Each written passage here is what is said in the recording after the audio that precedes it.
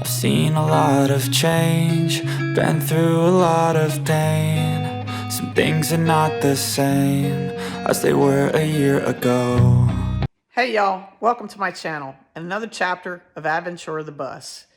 This chapter is how do you know how to do all this stuff? Well, if you stick around to the end of the video, you'll find out the whole story about that. Well, maybe not the whole story, but at least parts of it. I'm going to give you a little intro of what the video is covering this week. And as far as the projects that I worked on, it's been a very busy week. I've had a lot of things going on. And I'm always a couple of weeks out on the videos. Like the video footage you're seeing right now is probably from about 2 weeks ago. And I'm in the future right now. And the future me has had a lot of things going on in my life this past week. And one of them was my iPhone broke. And when my iPhone broke, that caused a lot of problems because I do a lot of my videos on the iPhone. And it's kind of my life source in a little bit. And so changing over to a new phone and then changing over to a new computer because I got a computer to do specifically video editing. And I thought about the future and I got a very small formed computer. But yet I bought something that was pretty powerful and can get the job done. Thank you, Goodwill, the Grid store. I am a previous computer tech, so that's some of the place that I get my knowledge from. And I worked in computer, desktop, laptop support for over 30 years. So I have a lot of knowledge when it comes to computers. I've also done some video editing. I've done some, all kinds of stuff. But, sometimes when you do something in your life, you come into a place where you feel like you've done this, you've been preparing for this all your life. And that's kind of how it is with this book, this particular chapter of my life right now. With Adventura, it is literally something I feel like I've been preparing my whole life for. And so that's what is going on with this. And I literally have everything that has transpired in my life up to this point is something that I need for this project. And it's been very helpful. This past week, the highlights of the film this week is I have done some more work on the roof, actually made some serious progress on the roof. I've got almost all the lap seal done on all the seams except for the very far back seam of the bus. So everything's up to date and working, and you'll see that in the video. Also, I'm still working hard on getting those railings off. I'm down to, I think I have 2 more railings left to go, but I got some really cool footage on this video, and I'll talk about that as I'm doing that. But also, I worked on the dash. Not super exciting videos. I apologize ahead of time for some of the camera angles, but it was definitely a labor of love to get through that dashboard area and to reworking the whole cab area of the bus. So I also started a new project because of what I did with the dashboard. I took off the door handles, and then because I took off the door handles, we got into another thing, and I'll talk more about that later. But I hope you enjoy this chapter of Aventura, and please take time to like or share or subscribe this video. I really appreciate your participation and your support.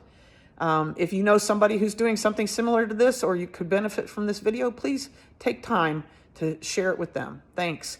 And I will go on and move on to the next chapter. Well, I'm off to doing more grinding, and I thought, what a cool way to do this shot. This is one of the shots that I wanted to capture where you could get an up-close and personal view of the actual grinding process and see the sparks flying at you. And I thought this would be a cool idea. It also shows you how difficult it has been to get these rails, the tie rails, off the floor. I have to basically literally grind down the head of the screw and get it down because these are like hardened metal screws. And the only drill bits that I can get are the ones that are for hard metal. And I've already broken 3 drill bits doing this. So I have to really grind a lot of the screw off before I can actually drill out the hole. And so that's what you're getting to see a process of. And in the next clip, you're going to see another angle of me doing the same thing right after I finished drilling out that hole. So I got that one out. Now this is another up close and personal, and I was actually working on this grinder. This is my first time using a grinder. Absolutely love it. It has been a good experience for me, but in the same process, I've learned a lot about grinder safety and what's necessary to be safe with a grinder. And I also learned a very hard lesson with this camera and with the grinder. Now, whenever you're doing grinding and you say, oh, it would be a cool shot if I did this, I would suggest you reconsider that unless you have a case you can put your camera in. Because I thought, oh, it would be really cool if I took an angle like this next angle you're going to see. And I set the camera in the line of the sparks, but I forgot. It's shooting molten metal at my camera. So I did get some scratches on my lenses, but thankfully it was not too serious, and I was able to take a little toothpaste, which this is a pro tip. Toothpaste on a lens can clean off the surface scratches and get it back to normal. So I was able to get it back to normal. So next time I will be using my waterproof casing the next time I want to do a cool shot like that.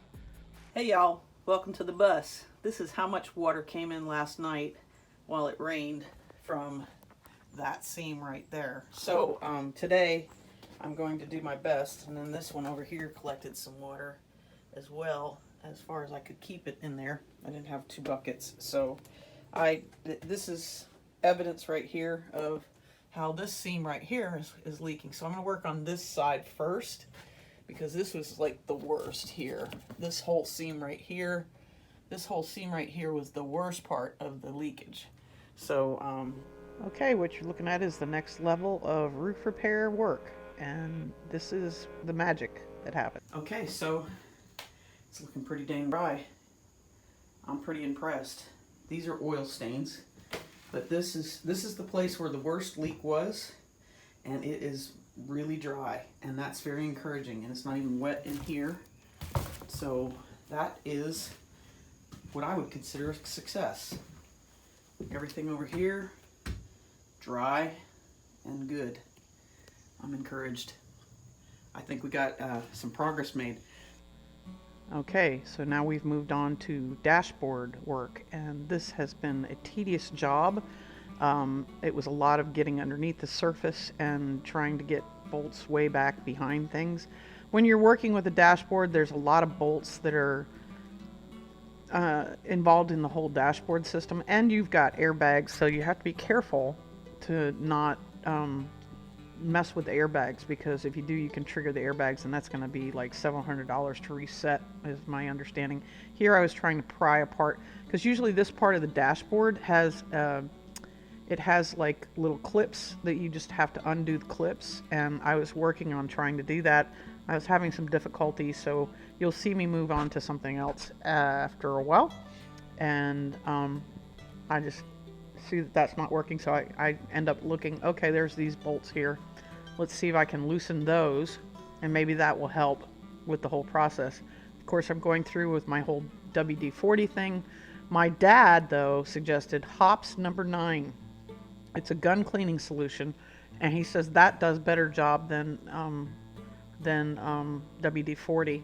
I ask you to forgive me for these camera angles. I thought it would be a great way for you to be in the action if I was up close and personal with the camera on my head, but I found that many times I had to adjust the footage because it was just not a good angle, because I'd put my head down and you wouldn't see what I was doing. And so next time I'll just do the time-lapse video. I think it works much better, but definitely saw that I needed to make some adjustments in that process. So yeah, this was a tedious process, but you will see that I do end up taking down those rails. I should have taken down the rails first for the door frame thing, but yeah, I didn't do that. And so you'll see me near the end of this segment actually taking the rails off. I've finally gotten those rusty pieces off the bottom of the dash, and I'm putting them on the table outside so that I can work on them, and you'll see what I actually do with them. I think I'm going to go to flat black on them, because you know, I used some copper paint, but because that's what I had. But I really like the look of the black better underneath the dash. So, and there's some more components of the dash that I've taken off the actual front part of the dog house. They call this the dog house. This is where you have the engine compartment, and this comes apart in two pieces. There's the main section, and then there's the actual section that covers the engine. That's what I'm undoing right now. And I'm actually taking all these components out because I'm going to paint them as well, and you'll see that later in the video. And this one's really simple because it just has two clips, and then you just loosen the clips and then you go in and lift it up. But you'll see that at this point in time I said, okay, I go to lift it up, and I remember, well, I have to take this whole armature thing out of the way. And I've never really liked the arm thing that closes the doors. I've just had them because it was still convenient to kind of secure the doors. And I just finally decided, let's just take these out of the way and get them out of the way for good. So that's what I'm actually working on here now. And you can see my iPhone sitting on the floor there. That was before I broke it. I was actually working on a part of the flooring, and I don't know if it was broke at this point or not, but I was actually working on part of the van. I had it on a piece of wood by the door on the side of the van. I lifted up that piece of wood, it went over the side of the van, and it cracked the screen. Now, I don't know if you guys know about this, but with iPhones, a lot of times or any phones, once you crack the screen, that's usually a death sentence. So that's what happened to my phone. I took it and I got it repaired, but then the charging port wouldn't work because it messes up the integrity of the phone when you crack the screen, and it just, when they have to take it apart and put it back together, sometimes it just doesn't go back together the way it's supposed to.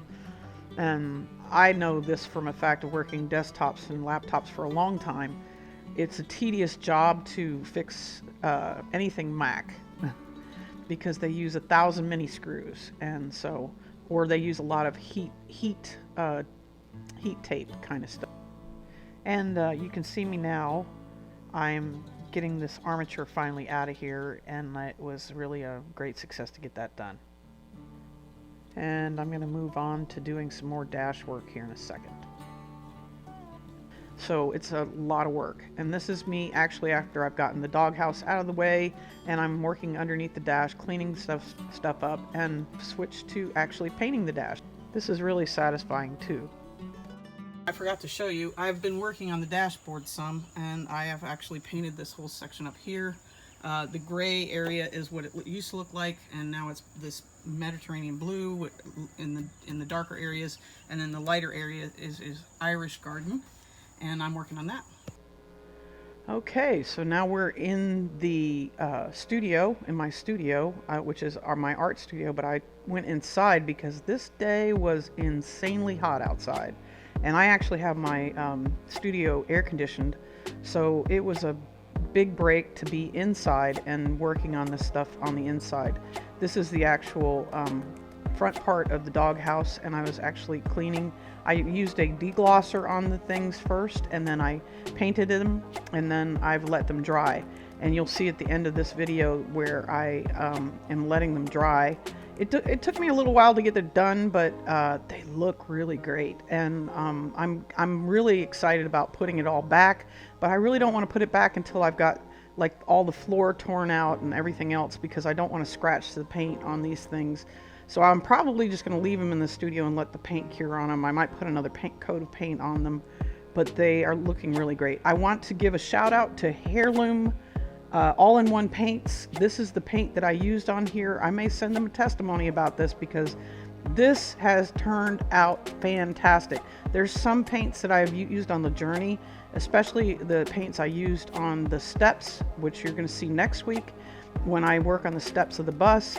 The first paint I put on the steps, I did not like it. I hated it because it was like all cakey, and if you moved on it at all, it got scratched up and messed up, and it didn't have a good finish. I ended up taking that paint off and repainting the steps. So paint makes a big difference on a project, and this paint is not super cheap, but it's worth the money I pay for it. I just want to say I'm not sponsored by any of these products, and if I'm endorsing it, it's a good product. Now, not all this was done today. Some of this was done yesterday, but I've painted all the pieces and components of the dash, and the trim pieces for the dash and cab area. So those are all painted. I also have painted the doghouse and the whole doghouse assembly to where the actual parts go. And I'm about ready to paint the glove compartment and this last piece over here. And then I have another piece that has to be done too. But that's what I've been doing. Okay, so take two. I just did the whole monologue without recording. That's awesome.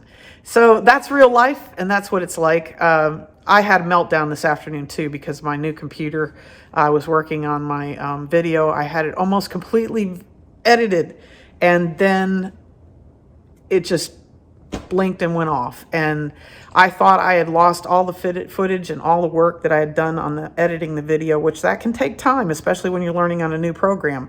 And so I've used this program before, but there's a lot of things that have changed in it. I've learned some really cool tricks though, and I've used them on this video. So I'm going to keep learning more skills and new stuff. I'm trying to call out for some help, and my daughter knows a guy who does some video work. So I'm going to see if I can get him to help me out a little bit, because I don't know everything and I don't want to know everything.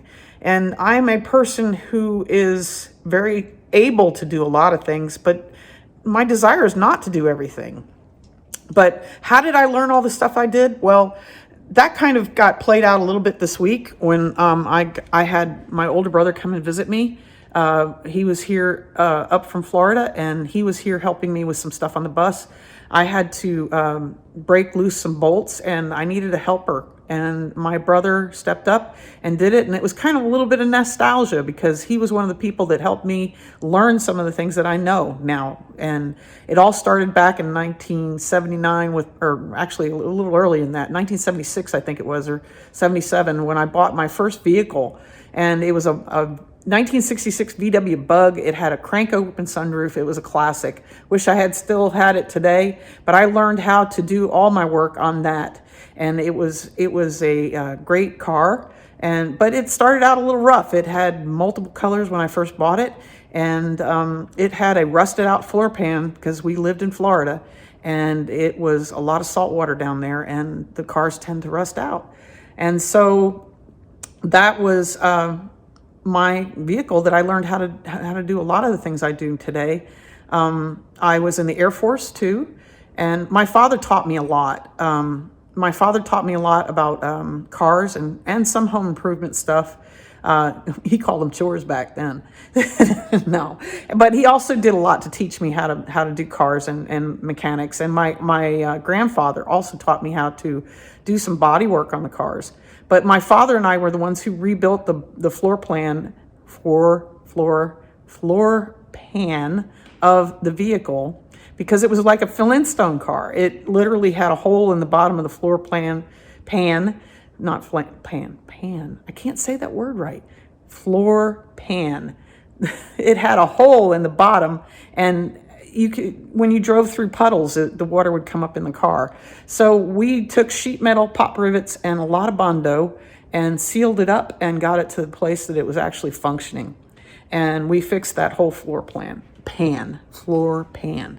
But now, I am, okay. I was also a wife in the Air Force, and I was also active duty Air Force. So the Air Force trained me some.